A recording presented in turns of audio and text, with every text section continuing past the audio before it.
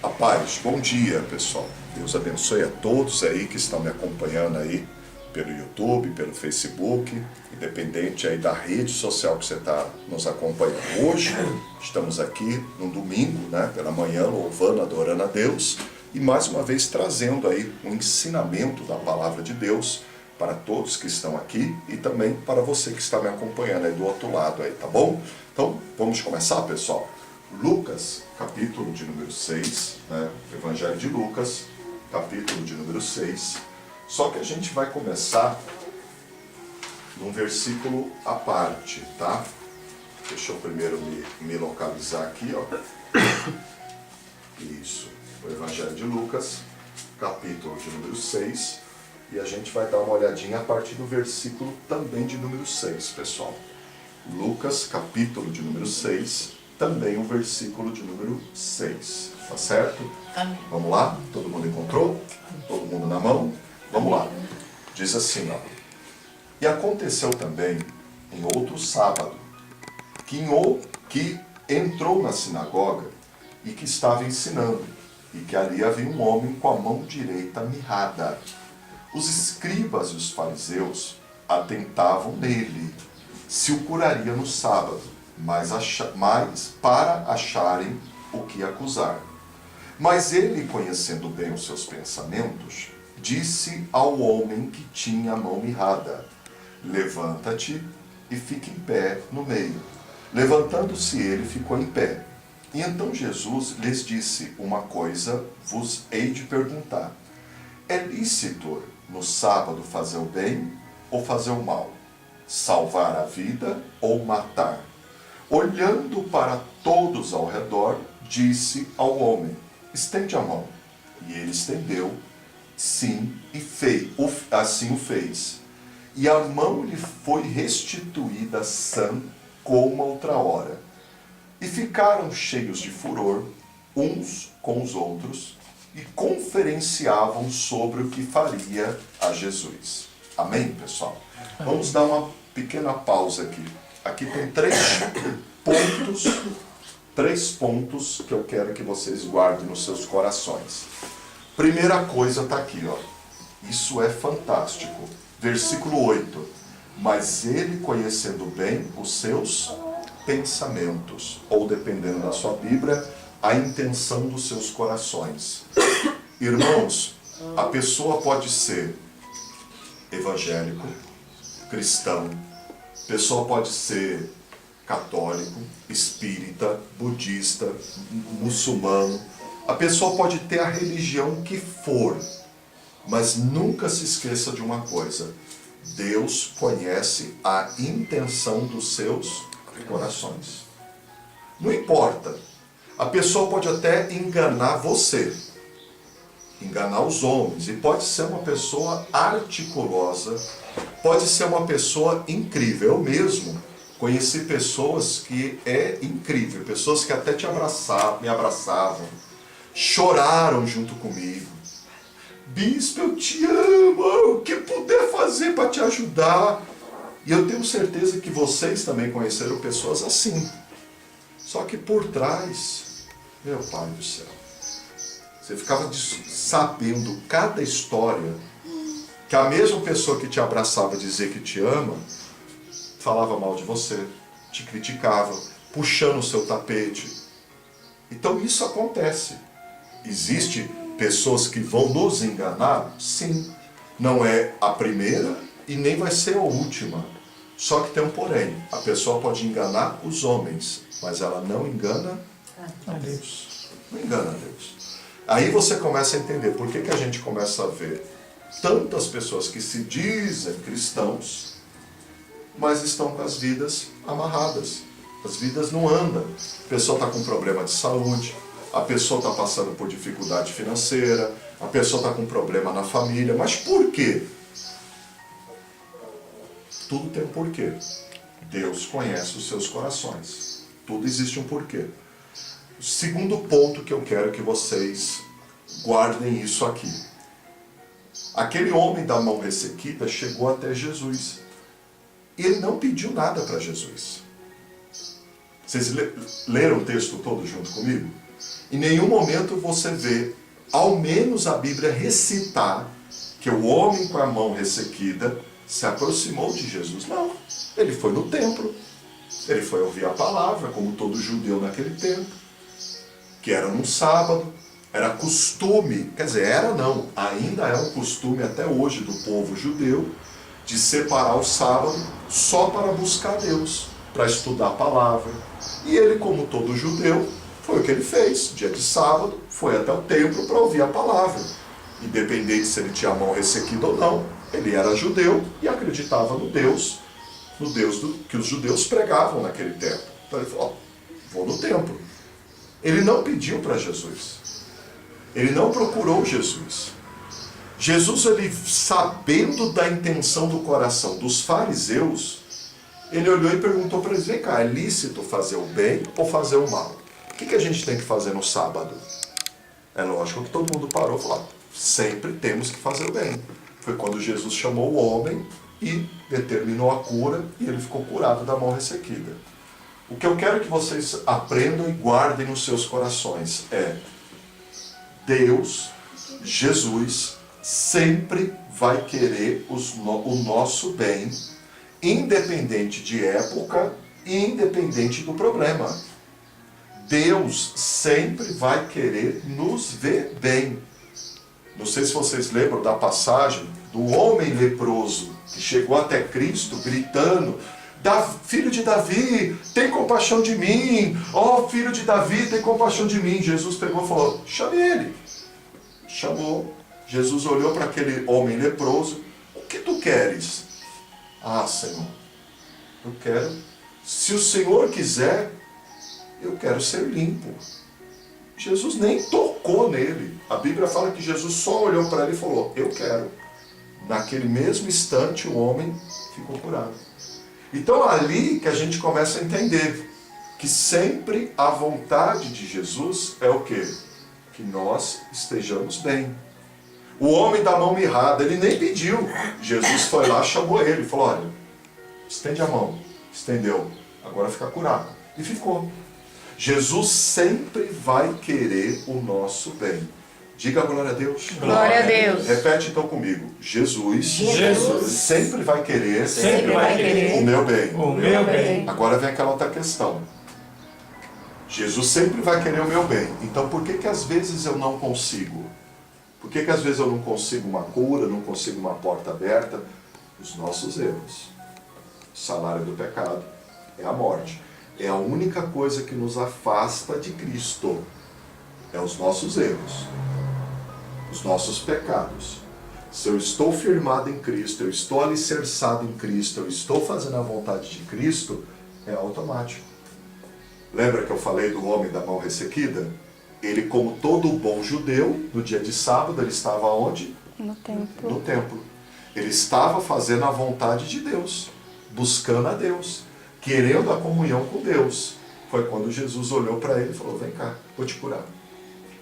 Quando você está fazendo a vontade de Deus, quando você realmente está no caminho de Deus, irmão, você não precisa nem pedir o que você quer, que Deus já sabe e vai te dar. Aprendam isso. Por isso que às vezes a gente vê pessoas que estão ali, ó, lutando, e ora, e clama, e sobe no monte, e desce no monte de cabeça para baixo, e não sei o que, e pula com o pé só, e faz jejum de 40, 60, 2 anos, 3 anos jejuando, e faz sacrifício, pega todo o dinheiro que tem no banco, vai lá e dá na igreja, e não consegue a sua bênção. Mas por que isso? Por que não consegue? Porque não é o que você está fazendo. Lembra que Jesus conhece os nossos corações? A intenção. A intenção. Não adianta eu querer enganar a Deus. Não adianta eu ficar querendo dar ofertas na igreja, não adianta eu querer ficar indo todo dia na igreja, não adianta eu querer ficar todo dia lendo o versículozinho da Bíblia, mas eu não estou praticando a verdade. Eu não estou andando conforme o querer de Jesus. Não adianta. Agora vocês começam a entender por que às vezes a gente vê tantos crentes, conhecedores da palavra, e passando aperto. É crente com depressão. Eu conheço uma pessoa que você começa a falar sobre vida, família, a pessoa começa a chorar, entra em desespero. Ah, mas eu sinto um vazio tão grande dentro de mim. Fala, o nome desse vazio é ausência do Espírito Santo. Mas eu vou na igreja lá, eu pulo, eu rodo, eu babo. Fala, não, você faz a vontade da sua carne, não a vontade de Deus. Essa é a diferença. Enquanto a pessoa não aprender que fazer a vontade de Deus é o que vai dar certo, a pessoa não muda, não tem jeito. Esse homem da mão ressequida, com certeza, era um homem fiel, temente a Deus. Tanto que ele nem pediu. Jesus foi lá e chamou ele. Agora, o que hoje eu quero que vocês guardem e gravem, a terceira coisa que eu quero que vocês aprendam aqui.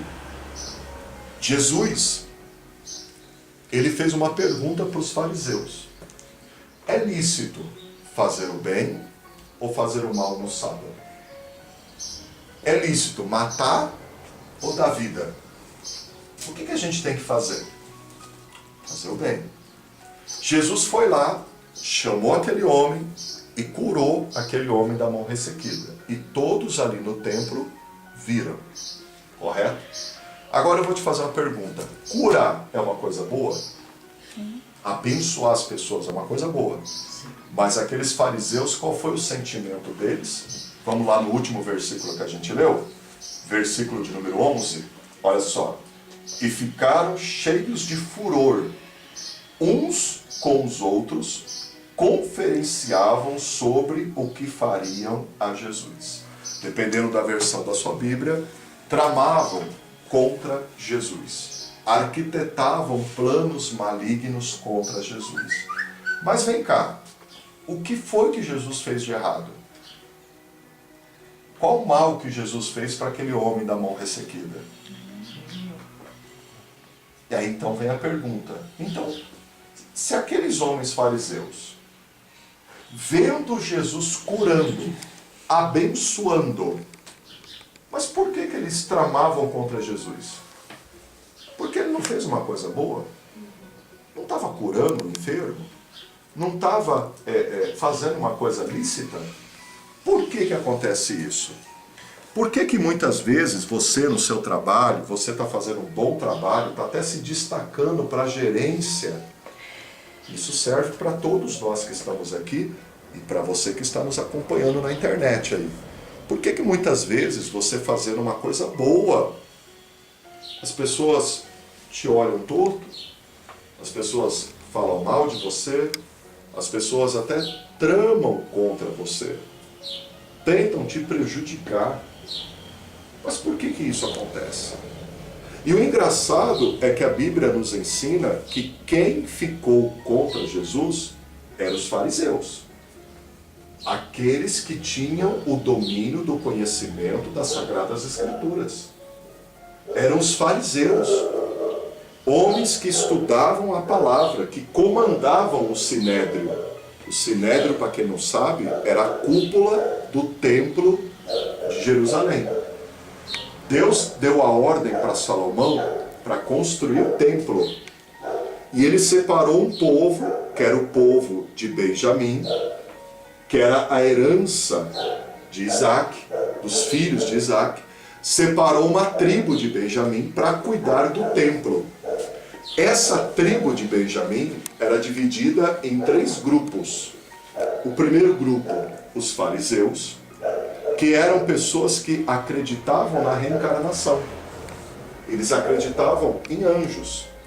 O segundo grupo era o grupo dos seduceus. Os seduceus, eles já não acreditavam na reencarnação e não acreditavam em anjos. Eles acreditavam na palavra de Deus, acreditavam no Messias, na vinda do Messias. Mas eles não acreditavam que Deus pegava um anjo para enviar para a terra, para dar uma mensagem para os homens. Eles acreditavam na questão do profeta. Não, se Deus quiser falar com os homens, ele vai falar através dos profetas. Eles não acreditavam que se o homem morresse, poderia reencarnar. E aí por isso que tinha essas 2 facções, fariseus e os seduceus.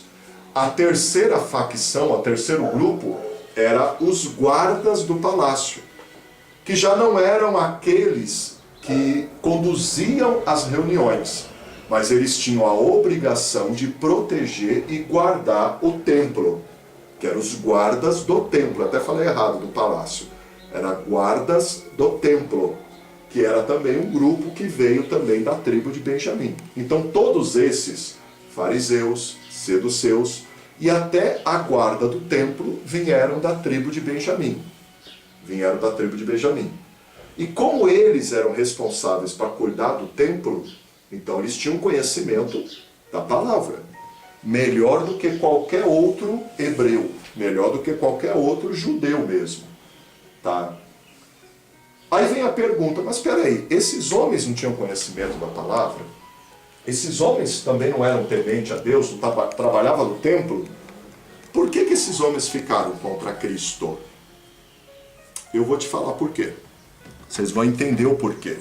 Muitos falam, porque eles eram endemoniados, porque eles eram descrentes, porque eles eram não sei o quê. Não. Se eles fossem descrentes, eles não estavam nem no templo. Eles defendiam o templo com a própria vida. Lembra Paulo? Quer dizer, quando se chamava ainda Saulo, que arriscava a vida e matava os cristãos, ele também fazia parte do Sinédrio. Então esses homens, eles acreditavam, eles criam na palavra de Deus. Então qual era o problema deles? Abre no livro de Provérbios, capítulo de número 14. Isso.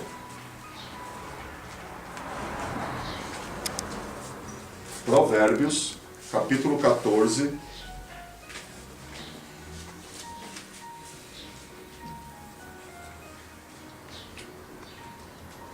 Versículo 30.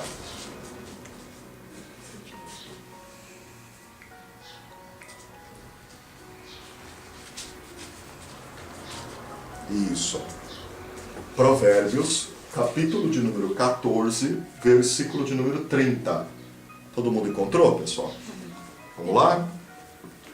O coração com saúde é a vida da carne, mas a inveja é a podridão dos ossos. Achou? Não.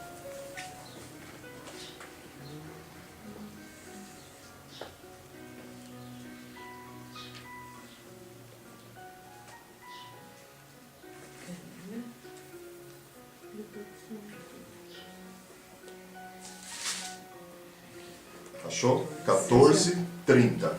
Vamos ler de novo, gente? Isso. Vamos ler de novo? Vamos lá. O coração com saúde é a vida da carne, mas a inveja é a podridão dos ossos.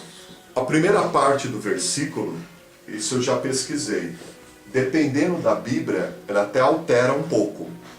Mas a última parte do versículo é igual em todas as Bíblias, seja a Bíblia corrigida, atualizada, na linguagem de hoje, diz claramente, a podridão dos ossos, a inveja. Quando a Bíblia fala podridão dos ossos, não quer dizer no sentido literal da palavra, tá? Mas ele quer dizer no sentido espiritual. O que sustenta o nosso corpo? O que mantém o nosso corpo em pé? Os ossos. Os ossos é a estrutura do corpo. Então, quando a Bíblia diz assim, a podridão dos ossos, ele está querendo dizer que a estrutura da nossa vida vai ruir. A pessoa, quando começa a viver com inveja, é a podridão da vida dela. É o primeiro passo para a vida dela se afundar. Foi a inveja que levou Lúcifer a querer o trono de Deus. Foi a inveja de Abel pelas bênçãos, a inveja de Caim pelas bênçãos de Abel, o tratamento que Abel tinha, que levou ele a matar o irmão. Foi a inveja dos irmãos de José que fizeram vender ele, pelo que ele tinha, pela sabedoria, pelo tratamento que o pai dava para ele.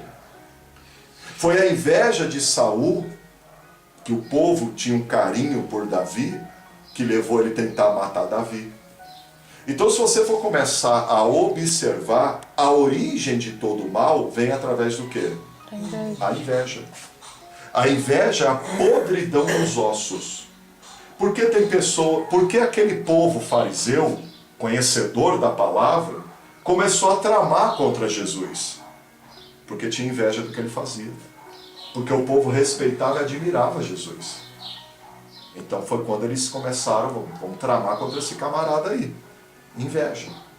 Por que tem pessoas que falam mal de você? Do seu trabalho? A pessoa passa a te conhecer, conhece a sua família, conhece seu casamento, e aí quando você vai ver, aquela pessoa está falando mal de você, do seu trabalho. Por que isso? Inveja. Ou ela tem inveja do que você tem, ou tem inveja do que você pode ainda conquistar, ela vem do seu potencial. A inveja é a maior praga da humanidade, pessoal. Por isso que a Bíblia diz, ó, não te invejes dos malfeitores. Se eu não me engano é Salmo de número 36.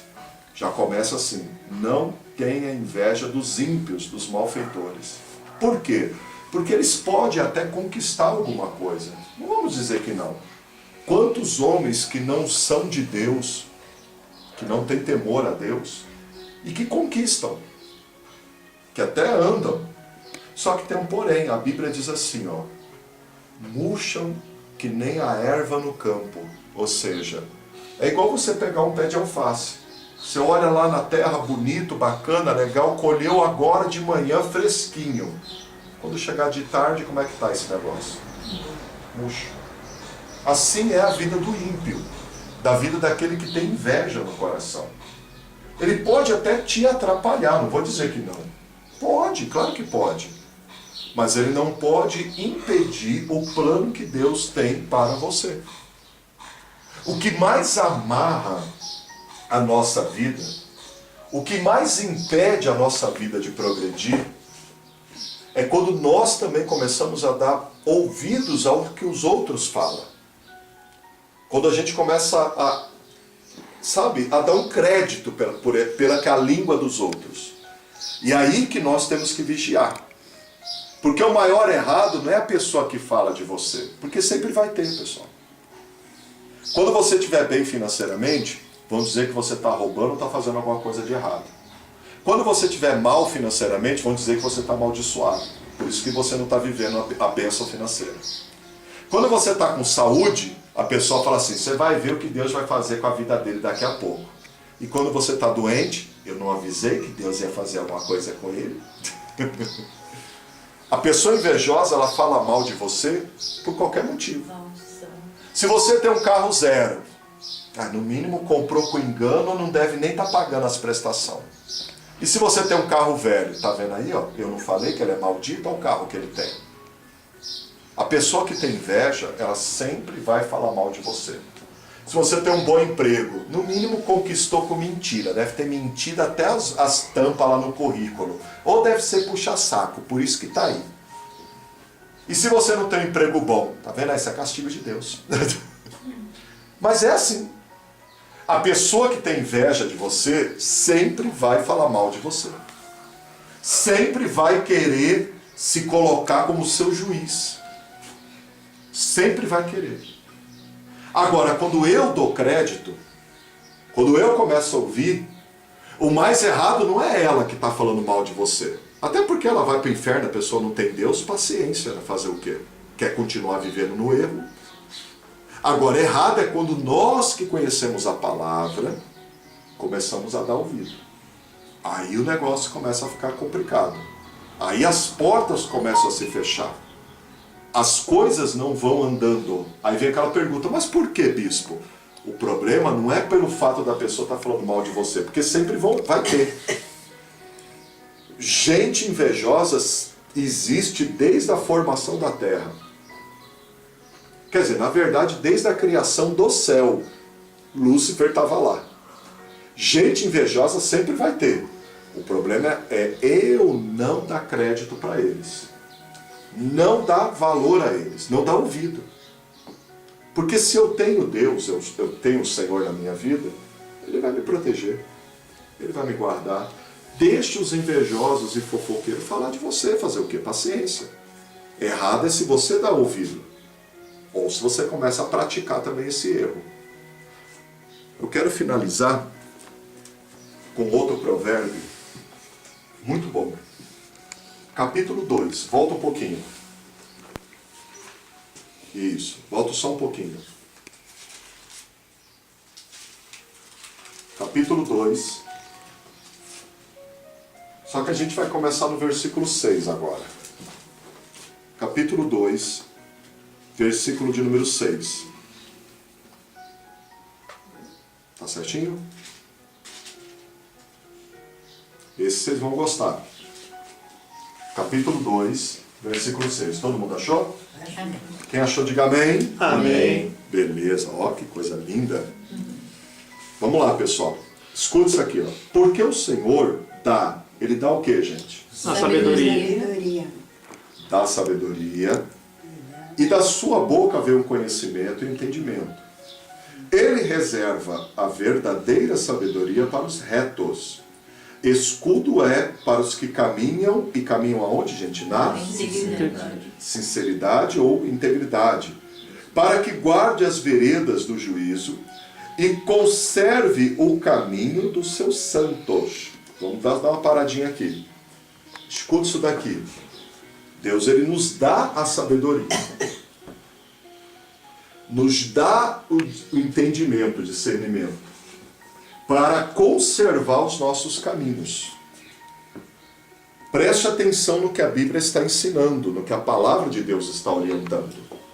A Bíblia não está dizendo que Deus vai nos colocar em um caminho. A Bíblia está dizendo que Deus te dá a sabedoria para você guardar o seu caminho. Olha o que ele continua dizendo aqui, só para a gente finalizar, versículo 9, né? E então entenderás a justiça, o juízo, a equidade e todas as boas veredas. Você sabe o que quer dizer essa palavra? Equidade. Alguém quer dar um chute? Igualdade. Equidade quer dizer, é mais ou menos, equilíbrio. Olha o que a Bíblia está ensinando. Quando eu busco a verdadeira sabedoria de Deus, o que eu vou ter? Entenderás a justiça. Não é a justiça dos homens, pessoal. Tem gente que se confunde muito com isso. É a justiça de Deus. Porque nem sempre a justiça dos homens é igual à justiça de Deus. Para você, de repente, é justo uma coisa, mas Deus, ele sabendo da situação e do nosso coração, ele sabe realmente o que é mais justo. E ele diz, conhecerás a justiça, o juízo e a equidade, ou seja, ter equilíbrio nas suas decisões.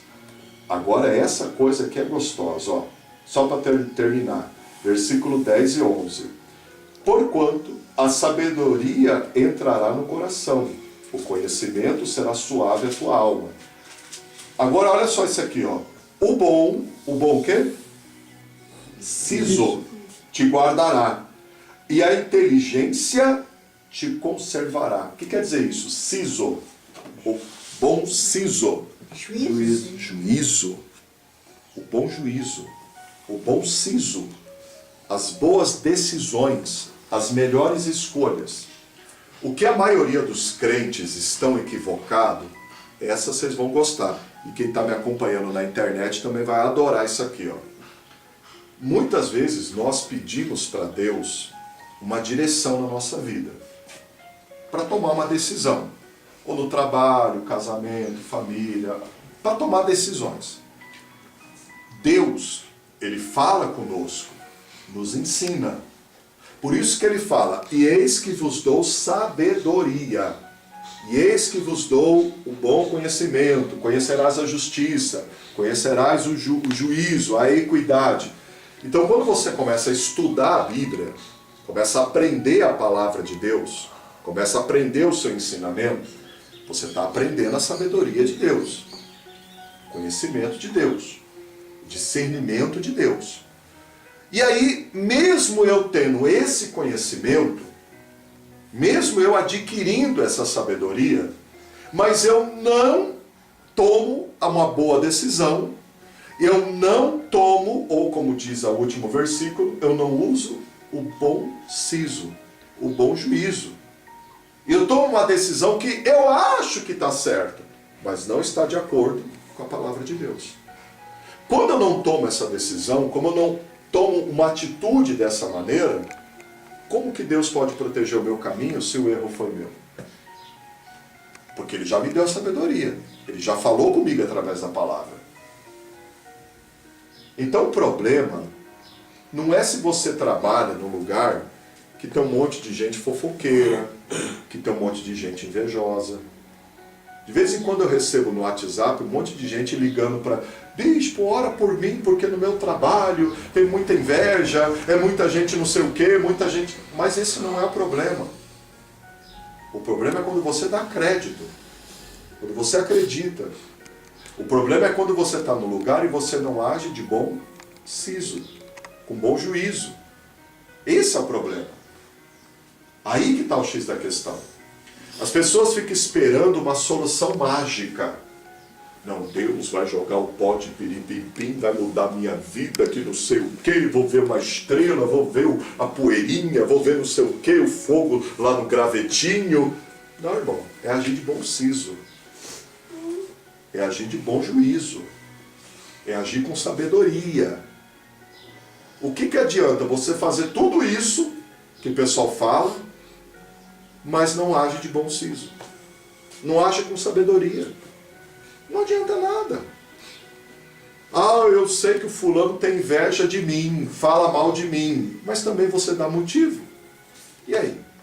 Como que Deus pode proteger o seu caminho? Porque o último versículo ele diz claramente: e o bom siso guardará o seu caminho.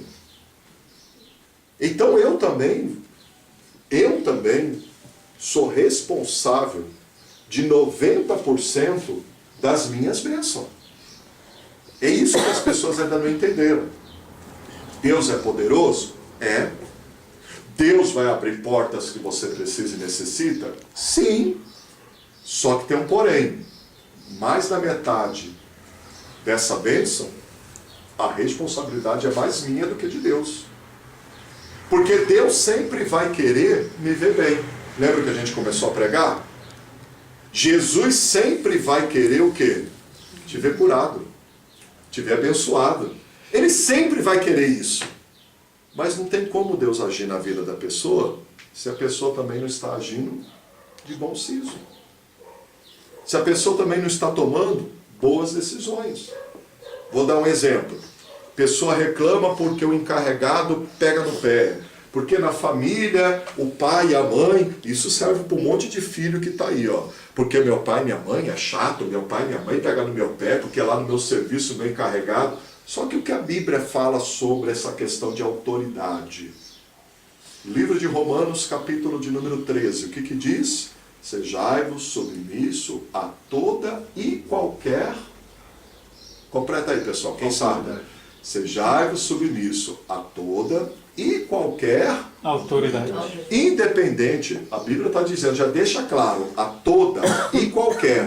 Ou seja na política, seja o policial, que é sim uma sua autoridade, seja na sua casa, o seu pai, a sua mãe, que são autoridades sobre você, seja no seu trabalho, o seu encarregado, o seu chefe, que são autoridades sobre você. Mas bispo, meu encarregado, meu chefe, meu patrão, meu pai, minha mãe é muito chato, então ora por eles, porque a Bíblia diz que devemos orar por eles.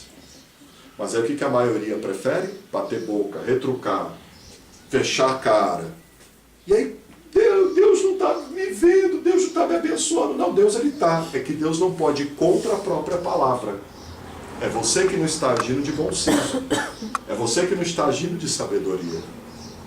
E muitas outras situações no nosso dia a dia, que nós agimos errado, vivemos errado, e depois queremos que Deus conserte os nossos erros. Não, Ele já me deu a sabedoria. Cabe a mim andar no bom senso. Cabe a mim andar, sabe? E não me preocupar, porque ó, fofoqueiro, invejoso, gente, isso vai ter em todo lugar. Você pode mudar 10 vezes de emprego, nos 10 empregos vai ter gente ali que vai ser fofoqueira, que vai ser invejosa. Isso não é o problema. O problema é como você se comporta diante deles e como você se comporta diante de Deus. É aí que está a solução. Quando Jesus viu o burburinho, é que nós não continuamos lá no livro de Lucas, capítulo 6. Quando Jesus viu o burburinho, todo mundo começou lá a discutir, a falar se era lícito ou não. A Bíblia diz que Jesus fez o quê? Se levantou e foi embora. Nem deu ouvido lá para os fofoqueiros invejosos. Continuou fazendo o que ele tinha que fazer. Pregar o Evangelho, salvando vidas, curando os enfermos. É o que nós temos que fazer. Não dar ouvidos e continuar seguindo em frente em nome do Senhor e Salvador Jesus. Amém, pessoal? Amém. Alguma pergunta? Dúvidas? Não. Vamos orar então, em nome de Jesus. E você, meu irmão, que está nos acompanhando aí pela internet, fica aí essa mensagem para você e o seu coração, em nome do Senhor Jesus Cristo, tá bom? Um forte abraço e até a próxima, em nome de Jesus.